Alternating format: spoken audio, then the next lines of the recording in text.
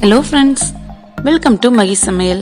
இன்னைக்கு நம்ம கிச்சன்ல பார்க்க போற ரெசிபி இன்ஸ்டன்ட் ரவா உத்தாப்பம். இது ரொம்பவே ஈஸியான ரெசிபி, சட்டுன்னு பண்ணி முடிச்சிடலாம். ஓகே, வாங்க ரவா உத்தாப்பம் எப்படி செய்யறதுன்னு பார்க்கலாம். ஒரு பேன் வச்சு அதுல 1 டேபிள் ஸ்பூன் எண்ணெய் விட்டுக்கோங்க. எண்ணெய் சூடான எண்ணெய், ஒரு 1/2 டீஸ்பூன் கடுகு போட்டுக்கோங்க. கடுகு புரிஞ்சோடனே இன்னைக்கு நான் 1 கப் ரவை எடுத்திருக்கேன். அதை சேர்த்து நல்லா வறுத்துக்கோங்க.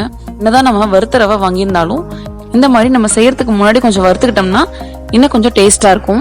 ரவை வறுத்துட்டு இருக்கும் போதே கொஞ்சமா கருவேப்பிலை இலையும் சேர்த்துக்கலாம். கருவேப்பிலை சேர்க்கும் போது கொஞ்சம் ஹெல்த்தியாவும் இருக்கும், இன்னும் கொஞ்சம் ஃபிளேவரும் கொடுக்கும். இப்போ இது நல்லா வறுபட்டோடனே ஆற வச்சு தனியா பவுல்ல டிரான்ஸ்ஃபர் பண்ணிக்கலாம். இப்போ இந்த ரெசிபிக்கு தேவையான உப்பையும் சேர்த்துக்கலாம். இப்போ இதுல தயிர் ஆட் பண்ணிக்கலாம். நம்ம 1 கப் ரவை சேர்த்தோம் இல்லையா, இதுக்கு 3/4 கப் தயிர் போட்டுக்கலாம். தயிர் சேர்த்து கொஞ்சம் மிக்ஸ் பண்ணிக்கோங்க. ரொம்ப இறுக்கமா இருந்துச்சுன்னா லைட்டா தண்ணி ஊற்றி நல்லா கலந்து விட்டுக்கோங்க. கலந்து விட்டுட்டு இப்போ இது 20 மினிட்ஸ் ஊறட்டும். நான் இன்னைக்கு வெங்காயமும் கேரட்டும் இந்த மாதிரி திருவி சேர்த்திருக்கேன். இந்த மாதிரி திருவி சேர்க்கும் போது தோசை மேல ஸ்ப்ரெட் பண்றதுக்கு கொஞ்சம் நல்லா இருக்கும். பாருங்க, வெங்காயம் நல்லா திருவி வச்சாச்சு. இதே மாதிரி கேரட்டையும் திருவிட்டு இப்போ இதை பவுல்ல டிரான்ஸ்ஃபர் பண்ணிக்கலாம். நான் ஒரே பவுல்லயே திருவி வச்சிருக்கேன். வெங்காயம், கேரட், இதோட கொஞ்சமா ஸ்பைசியா இருக்கிறதுக்கு மிளகுத்தூளும் சேர்த்திருக்கேன். இப்போ இது எல்லாத்தையும் நல்லா மிக்ஸ் பண்ணிக்கலாம். இதை நம்ம தனித்தனியா தோசை மேல கூட ஸ்ப்ரெட் பண்ணலாம். ஆனா நம்ம தோசை ஊத்துனதுக்கு அப்புறம் இதை ஒவ்வொன்றா நம்ம ஸ்ப்ரெட் பண்ணங்காட்டியும் தோசை கருகிடும். ஸோ அந்த பர்பஸ்க்காக நான் எல்லாத்தையுமே ஒன்னா மிக்ஸ் பண்ணிட்டேன். ஸோ இப்போ இது ரெடி. இப்போ நம்மளோட மாவும் 20 மினிட்ஸ் ஊறிடுச்சு.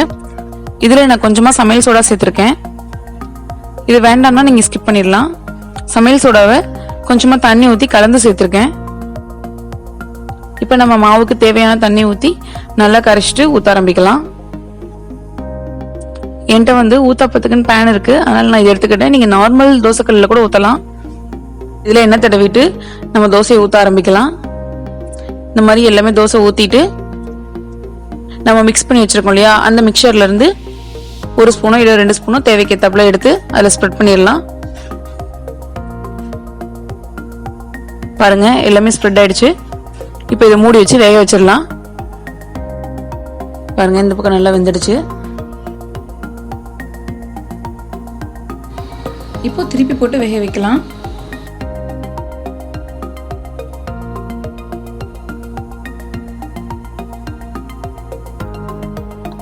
இந்த மாதிரி 2 பக்கமும் நல்லா வெந்தோன்னா நம்ம இறக்கிடலாம். அவ்வளவுதான், நம்மளோட இன்ஸ்டன்ட் ரவா உத்தாப்பம் ரெடி. இந்த ஈஸியான ரெசிபியை நீங்களும் உங்க வீட்டில் ட்ரை பண்ணுங்க.